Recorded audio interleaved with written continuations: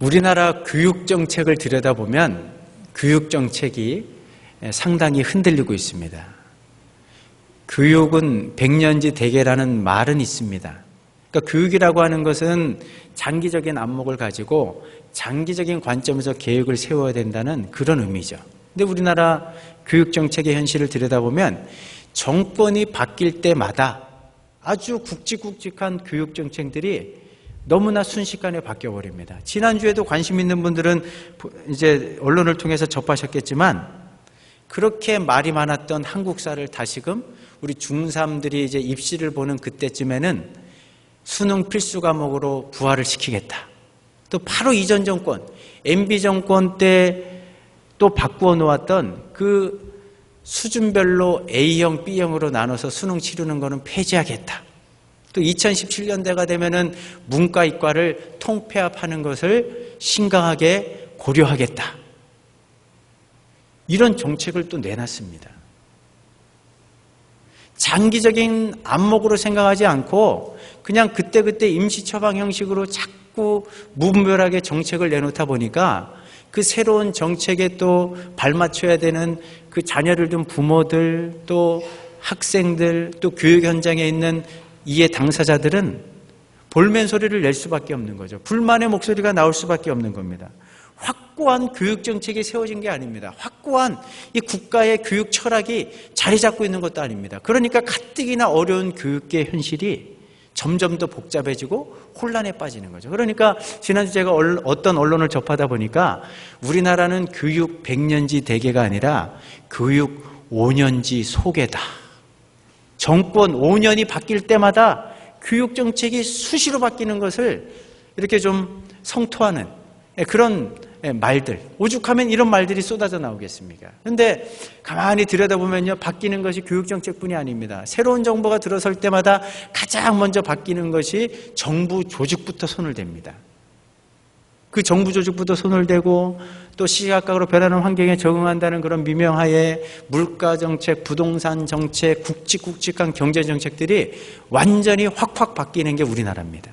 물론 정부 입장에서도 그렇게 할 수밖에 없는 피치 못할 상황들은 있습니다. 사실은 불확실성에 대한 염려 혹은 또 언론의 지탄, 또 안 좋은 여론, 또 그것으로 인한 새로운 정책을 새롭게 전환하다 보면 불필요한 또 물적, 인적 자원들이 막대한 손실을 입게 되는 이런 것들을 염두에 두면서도 새로운 정책을 입안하면서 추진할 수밖에 없는 정부 나름대로의 고충은 있습니다. 우리나라를 주변 정세를 보면요, 우리 요즘 시대처럼 국내외 정세가 시시각각으로 이렇게 빠르게 변하는 때가 잘 없습니다. 사회도 빠르게 변하고요, 사람들도 빠르게 변합니다. 그러니까 5년 전까지만 해도 그 현안에 대해서는 최고의 해결책이라고 제시됐던 정책이 5년이 지나고 나면 무용지물이 되는 경우가 한두 번이 아니죠. 그러니까 정부도 나름대로 고민하다가 어떤 정책은 부분 수정, 전면 수정, 아니 용도 폐기, 쓰레기통에 집어넣고 새로운 정책으로 전환해야 되는 피치 못할 사정은 있습니다. 근데 이런 상황들을 지켜보면서 사람들이 아무리 그 현실적인 문제에 대해서 해결책을 제시하기 위한 정책을 만들어낸다 할지라도, 그렇게 고급 두뇌들이 머리를 맞대고 내놓은 정책이라 할지라도 사람이 만들어낸 정책은 한계가 있구나, 영원하지 않구나, 이런 생각을 해보게 됩니다. 그러다 보니까 요즘 이 시대를 살아가는 사람들의 생각 속에는요, 절대적인 진리는 없다. 다 부분적이고 일시적인 진리일 뿐이다. 이 상대주의 가치관이 팽배해 있습니다. 근데 이런 절대 진리를 부정하는 시대 속에서 오직 예수님만 믿어야 구원받을 수 있다. 예수 그리스도의 복음만이 구원에 이르는 유일한 길이다. 교회만이 이 땅의 유일한 소망이다. 이런 생각들을 펼쳐가면서 살아간다는 것은 결코 쉬운 일이 아닙니다. 자칫 잘못하면 세상으로부터 고집불통의 외골수라는 그런 손가락질을 당하기가 딱 좋습니다. 그리고 타 종교는 조금 더 이해하고 배려할 줄 모르는 자기 종교만 아는 이기적인 사람들로 치부될 수도 있다는 거죠.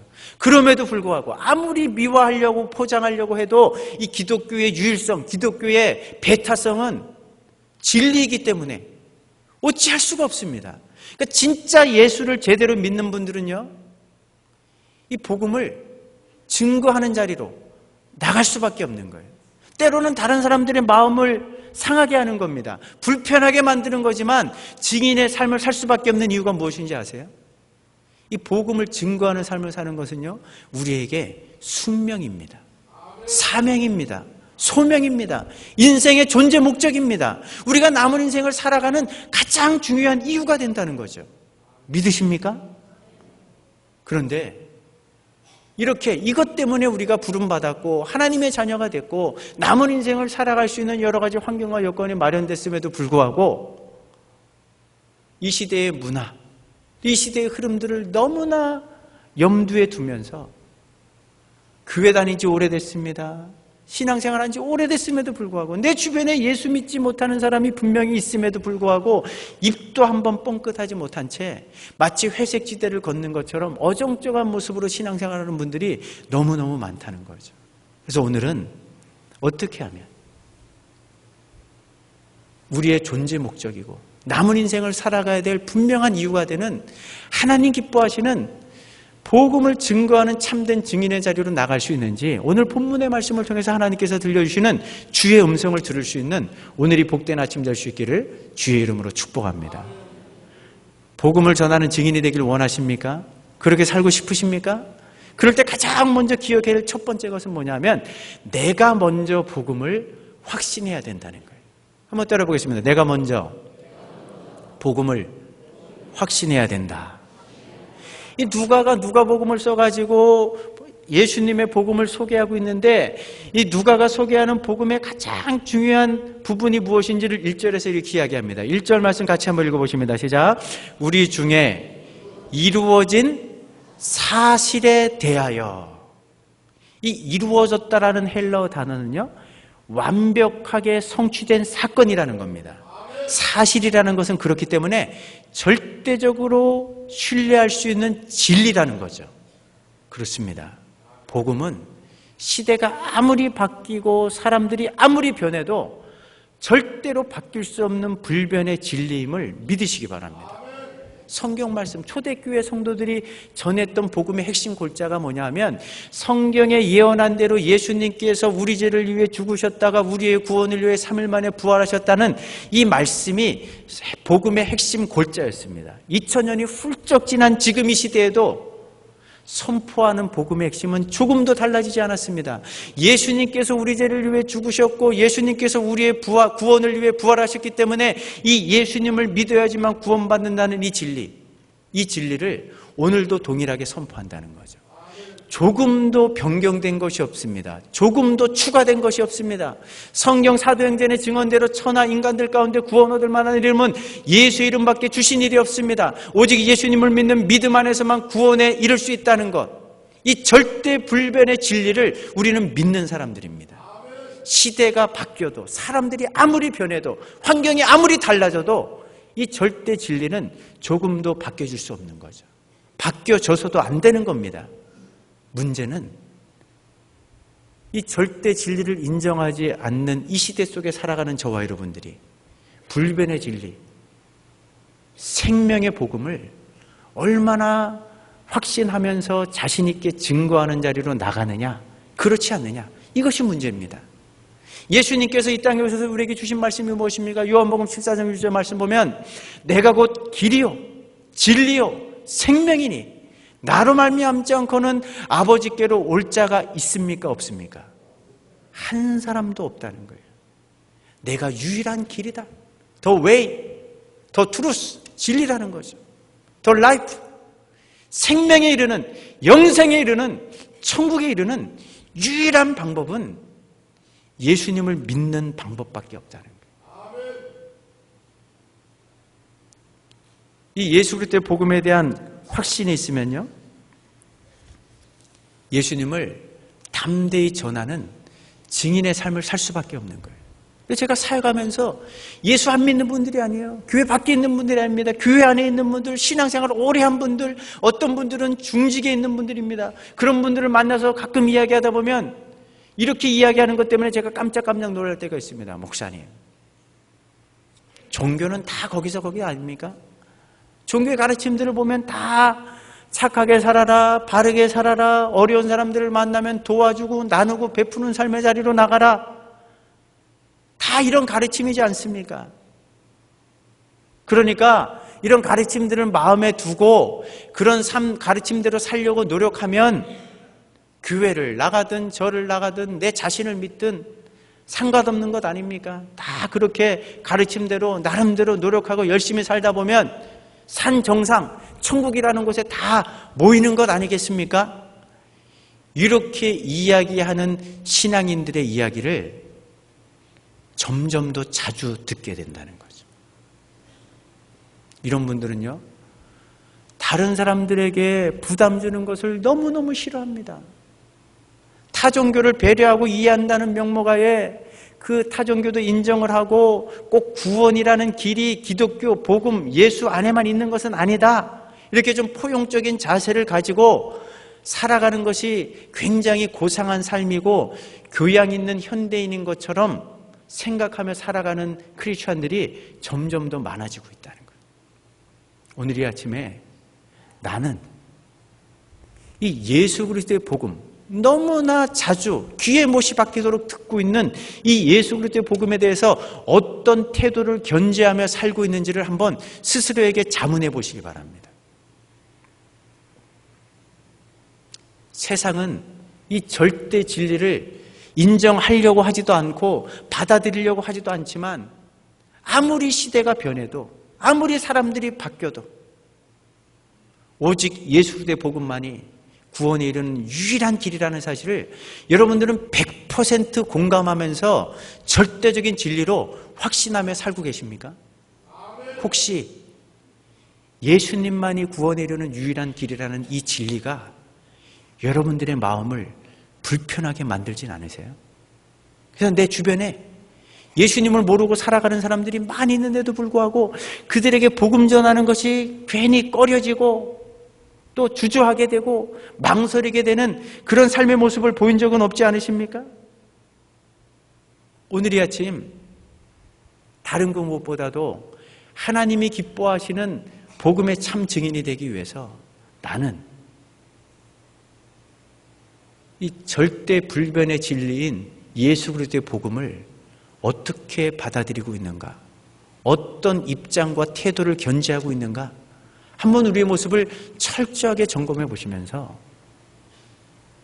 아무리 세상이 바뀌어도 시대가 변화해도 절대 불변의 진리 이 복음만이 예수 그리스도의 십자가의 피 묻은 복음만이 구원에 이르는 유일한 길이라는 사실을 내가 먼저 확신할 수 있는 은혜가 있기를 주의 이름으로 축복합니다. 여기에서부터 복음을 주저하지 않고 부끄러워하지 않고 망설이지 않고 담대하게 전할 수 있는 증인의 삶이 시작된다는 것을 꼭 이 아침에 기억하시기 바랍니다. 하나님이 기뻐하시는 복음의 증인의 삶을 살려면 두 번째로 기억할 것이 있습니다. 그것은 뭐냐면요, 복음을 위해 수고하고 헌신하는 자리로 반드시 나가야 된다는 거죠. 한번 따라해 보겠습니다. 복음을 위해 수고하고 헌신하는 자리로 나가야 한다.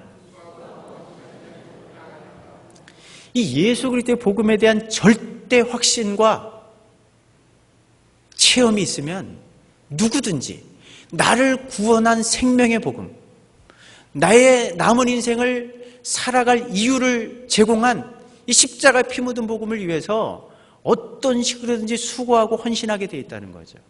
오늘 이 누가복음서를 기록하고 있는 누가라는 사람을 한번 생각해 보십시오. 누가는 조상 대대로 하나님을 섬겨왔던 유대인이 아니었습니다. 하나님을 전혀 알지 못했던 이방인 헬란이었습니다. 예수님을 따라다니던 제자들이 아니었습니다. 우리와 똑같이 눈에 보여지는 세상이 전부인 줄 알고 이 세상 것들만을 위해 살아가던 불신자였다는 거죠. 그의 직업은 의사로 알려져 있습니다. 오늘도 마찬가지지만 그 시대 문화적 배경으로 보더라도 의사의 직업을 가진 누가는 세상적으로는 부러울 것도 없고 아쉬울 것도 없고 모자랄 것이 없이 그렇게 살아갈 수 있는 그런 인생이었습니다. 그리고 그렇게 살았습니다. 그러던 어느 날 예수님에 대한 놀라운 소식을 접하게 된 거예요. 전해 듣게 됐습니다. 그 예수님의 복음을 접하면서 눈에 보여지는 세상의 전부가 아니라 우리가 이 땅을 한번 죽음이라는 관문을 통과하고 나면 영원히 살게 되는 영생의 나라가 있다는 것을 알게 됐습니다. 그 영생의 나라는 아무나 들어갈 수 있는 것이 아니라 예수님을 믿는 믿음을 가져야지만 그 나라에 들어갈 수 있다는 사실을 깨닫게 되었을 때에 누가는 마음의 문을 열고 그 복음을 받아들였습니다. 그 복음을 위해 자기 인생을 던졌습니다. 자기의 남은 인생을 온전히 의탁을 했다는 거죠. 그러니까 이 예수님을 만나고 나니까 복음 안에서 완전히 인생관이 뒤바뀌어지게 됐어요. 더 이상 자기 자신만을 위해 사는 것이 부끄러워졌습니다. 이 세상의 재미와 즐거움만 찾아서 더 편안하고 안락한 삶을 추구하는 것이 무의미해졌습니다. 정말 나도 알지는 못하는 사이에 나를 위해 하나밖에 없는 고귀한 생명을 내어주시고 아낌없이 물과 피를 다 쏟아주셨는데 이 예수님의 십자가의 사랑을 생각할 때 내가 남은 인생을 어떻게 살아야 되겠는가? 좀 더 의미 있고 가치 있는 삶의 자리로 나가야 되지 않겠는가? 그런 생각들이 물밀듯 밀려오기 시작했습니다. 이런 일들로 내 남은 인생을 어떻게 살까를 고민하던 그 시절에 유대 지역과 아시아, 유럽을 누비고 다니던 바울을 만나게 된 거예요. 그래서 스스로 바울의 주치의로 자처하면서 그 바울이 전하는 복음의 현장에 수시로 따라다니는 그런 수고 헌신을 아끼지 않았던 사람이 바로 누가입니다. 복음의 현장에서 자신을 구원하고 자기에게 새로운 인생을 살게 했을 뿐만 아니라 남은 인생을 살아가야 될 분명한 이유를 제공해 주었던 이 복음이 또 다른 수많은 사람들을 어떻게 바꾸고 변화시켜 가는지를 생생하게 목격하면서 누가의 마음은 더 뜨거워진 거죠. 그러니까 마음이 뜨거워질수록 더 수고하고 더 헌신하는 자리로 나가게 된 겁니다. 그렇습니다. 누구라도 이 복음을 확신하고 복음을 체험하면서 이 주님의 십자가의 피 묻은 사랑이 더 절실히, 더 간절히 내 마음속에 와닿고 체험되어질 때 주님은 나를 위해 모든 것들을 내어놓으셨는데 나는 주를 위해서 무엇을 해야 될까? 이런 마음이 자연스럽게 생겨나게 되는 거죠. 그러면 거창한 것은 아니라 할지라도 내가 처한 삶의 환경 속에서 작은 부분이지만 그 복음을 위해서, 주님을 위해서 수고하고 헌신하는 자리로 나가는 것은 당연한 수순이라는 겁니다. 우리는 이런 분들을 주변에서 많이 찾아볼 수 있습니다. 한 달 전에 우리 성도님들과 함께 필리핀 우리 윤복 선교사님이 사역하고 있는 그 지역으로 단기 선교를 갔다 오지 않았습니까? 근데 저희들이 도착한 날은 목요일이었는데 그 목요일은 그 AMW 센터에서 그 프리 메디컬 케어, 그래서 무료 진료 사역이 진행되는 그런 날이었습니다. 지난 2년 동안 그 목요일 오후마다 그 무료 진료 사역을 하시는 분은 필리핀에서 병원을 운영하고 계신 한국인 의사였습니다. 근데 그날도 어김없이 무료 진료 사역을 하고 난 다음에 저희들과 식사하는 교제가 있었습니다. 그분이 이런 이야기를 하십니다. 저도 하나님을 몰랐던 시절이 있었습니다. 하나님과 멀리 떨어져 살던 시절이 있었습니다. 그런데 인생의 광풍이 불어닥치고 그 극한 상황 속에서 주님을 제대로 만나고 나니까 내가 이 의술을 가지고 조금이라도 나누고 베푸는 삶을 살아야 되겠다라는 마음의 소원이 생기더라는 거예요.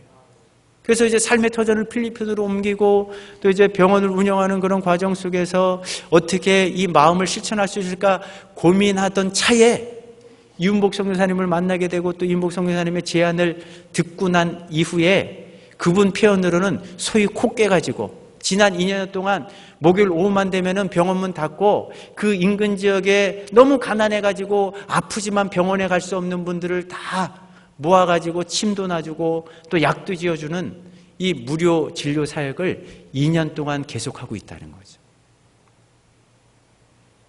그렇습니다. 누구라도 이 예수님의 사랑과 복음의 참된 의미를 알고 있는 분이라면 그 복음을 위해, 주님을 위해 수고하고 헌신하는 자리로 누구라도 나가게 돼 있다는 거죠. 근데 그날요, 또 한 분을 만나봤습니다. 복음에 완전히 사로잡혀 사는 분인데 그분은 윤 선교사님이었어요. 아니 목사님, 선교사야 당연히 복음을 위해 헌신하는 것 당근이지 않습니까? 당연하지 않습니까? 이렇게 반문하실지 모르겠어요. 그런데 이분이 언제 예수님을 만나고 지금 선교사로 사역하게 됐는지 알게 되면 여러분들의 생각이 달라질 거예요. 이분은요 9년 전까지만 해도 불신자였어요. 2004년도 초반까지 한 번도 교회를 가본 적이 없는 분이에요. 근데 2004년도를 지나가면서 아들들을 통해서 복음을 소개받고 예수 믿게 된 분이에요. 그래서 자신이 살고 있던 대전 지역에서 예수 믿고 나니까 야, 내가 아직 하나님을 모르던 시절에 아직 죄인 되었을 때 하나님이 그 아들 예수님을 나를 위해 이 땅에 보내시고 나를 위해 생명을 내어주시고 하나밖에 없는 고귀한 그 생명까지 내어주시면서 아낌없이 물과 피를 다 쏟아부어 주신 이 사람, 이 은혜에 감격해가지고 내가 이제 남은 인생을 어떻게 살 것인가? 그 본인이 그 아들과 함께 출석하게 된 교회에서 평신도였지만 그냥 성도의 신분이었지만 정말로 헌신적으로 사역했다는 거죠. 근데 3, 4년도 사역하면서 그 정도로는 만족이 안 되는 거예요. 성에 차지 않는 겁니다. 그래서 2008년도가 되었을 때 두 아들들을 불러놓고 40대 후반의 나이였습니다. 아빠가 이제는 직장을 퇴직하고 남은 인생은 오로지 복음을 전하는데 내 남은 인생을 드리려고 한다. 너희들 대학 졸업할 때까지만 경제적으로 아빠가 책임져 주겠다. 그 이유는 너희들이 알아서 하라. 아빠를 욕하지 마라. 아빠를 예수 만나게 하고 예수에게 미치게 만든 것은 너희들이다. 근데 아들들의 말이 더 걸작이에요. 아버지, 저희들 걱정하지 마세요. 하나님이 우리 인생 책임져 주실 거예요. 아버지 하고 싶은 일 하면서 마음껏 사십시오. 이래가지고 2008년도에 부부가 평신도 신분으로 하나님의 소명을 따라 필리핀에 전도하러 와가지고 하나님이 그냥 무작정 붙여주시는 영혼들 전도해가는 과정 속에서 신학하게 되고 목사 안수 받고 선교사라는 타이틀을 갖고 한 지역을 완전히 복음으로 바꿔놓으신 분이에요. 주님이 우리에게 베푸신 사랑, 복음 안에서 우리를 위해 드린 그 희생과 수고와 헌신을 생각하면 주님을 위해 드리는 것 중에 아까운 것이 무엇이 있겠습니까? 못할 것이 무엇이 있겠어요?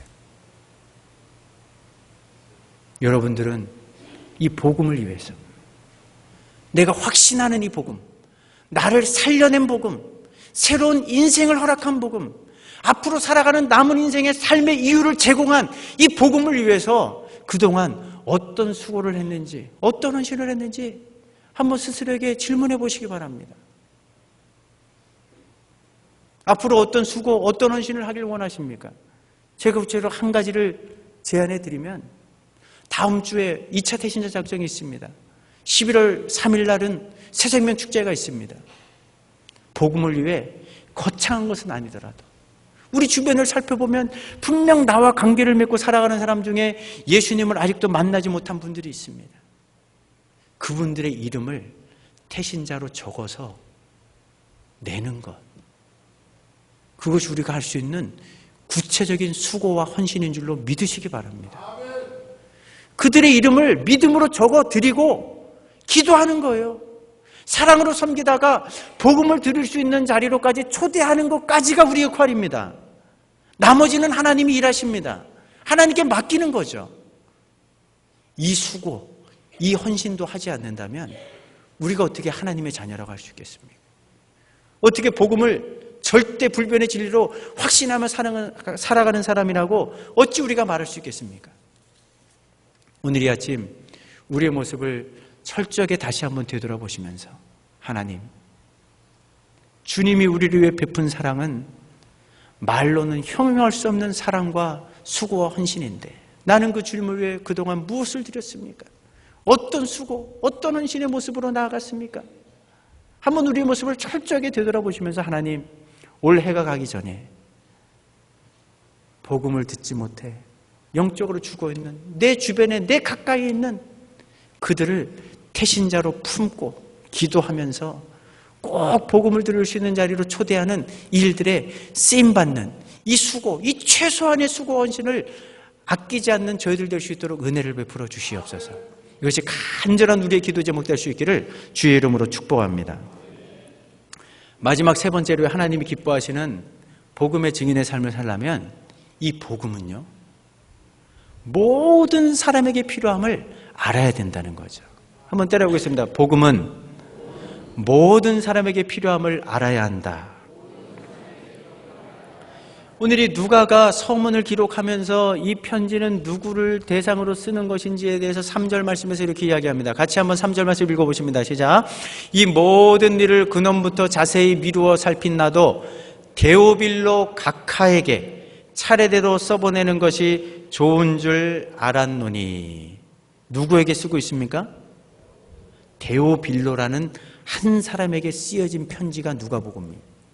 근데 그의 직위는 뭡니까? 각하. 그러니까 데오빌로가 누군지 우리가 잘 알지 못합니다. 그런데 그의 직위는 로마 제국의 고위직 공무원이었다는 거죠. 이 각하라고 표현된 이 헬라어 단어는 신약성경에 딱 4번밖에 등장하지 않는데요. 사도행전 23장이나 26장 같은 데 보면은 바울이 재판을 받는 과정 속에서 벨릭스 총독, 베스도 각하 총독이라는 이런 타이틀에 사용되는 단어가 바로 이 단어입니다. 이걸 보면 이 데오빌로라는 사람은 로마 제국의 고위직 공무원이었다는 것을 어렵지 않게 짐작할 수 있는 거죠. 우리 식으로 표현하자면 도지사 아니면 시장쯤 되는 직위입니다. 그런데 행정직 시장이 아니라 그 지역의 모든 것들을 관할하고 다스리는 정권을 갖고 있는 시장이나 도지사 정도에 해당한다고 보시면 돼요. 그런데 이 누가가 이 고위직 공무원에게 이 편지를 보내고 있다는 것은요, 굉장히 낯선 일이고 이상한 일입니다. 왜 그런지 아세요? 마태, 마가, 누가, 요한 이 4개의 복음서를 비교하면서 읽어보시면 가난한 자들에 대해서 가장 큰 관심을 갖고 있었던 사람이 바로 누가입니다.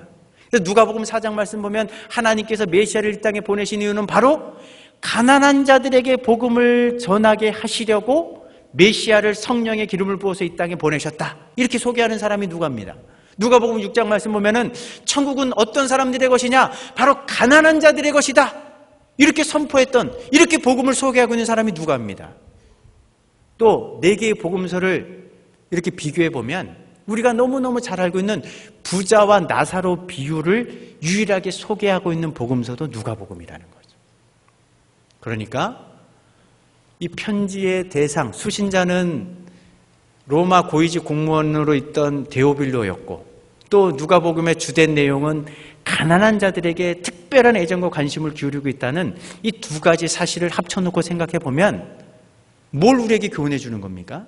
복음은 지위 고하를 막론하고, 부자 가난한 사람, 배운 사람 못 배운 사람을 막론하고, 예수님을 믿지 않는 사람이라면 모든 사람에게 필요한 것이 뭐라는 거죠? 복음이라는 거죠. 믿으십니까? 우리 주변을 그런 측면에서 한번 살펴보세요.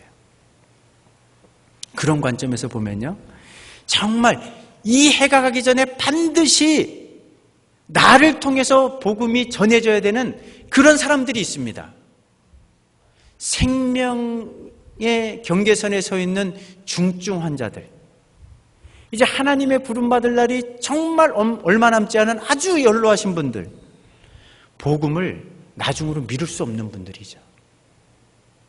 또 그런 측면에서 보면 정말 복음을 전하기에 지금이, 올해가 아주 적기인 분들이 있습니다. 세상적으로는 경제적인 혹은 또 질병과 관련해서 또 혹은 관계와 관련해 갖고 완전히 파산을 경험하고 또 너무너무 인생의 커다란 시련을 만나가지고 그 인생의 광풍 한가운데 지금 홀로 서 있는 분들, 그런 분들은 조금만 건드리면 주님 앞에 나올 수 있는 분들이에요.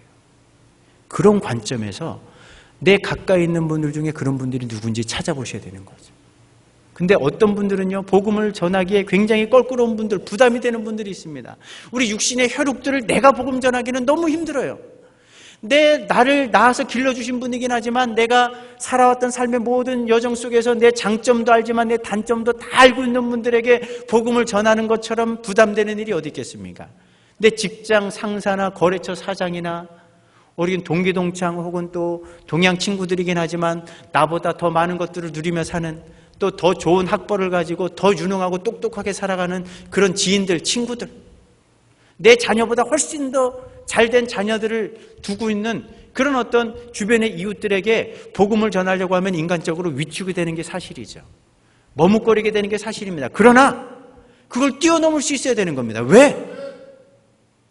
그들이 우리보다 아무리 잘 살고 유능하고 똑똑하고 많은 것을 누리는 사람이라 할지라도 예수님을 만나지 못했다면 그들은 불쌍한 사람들이에요.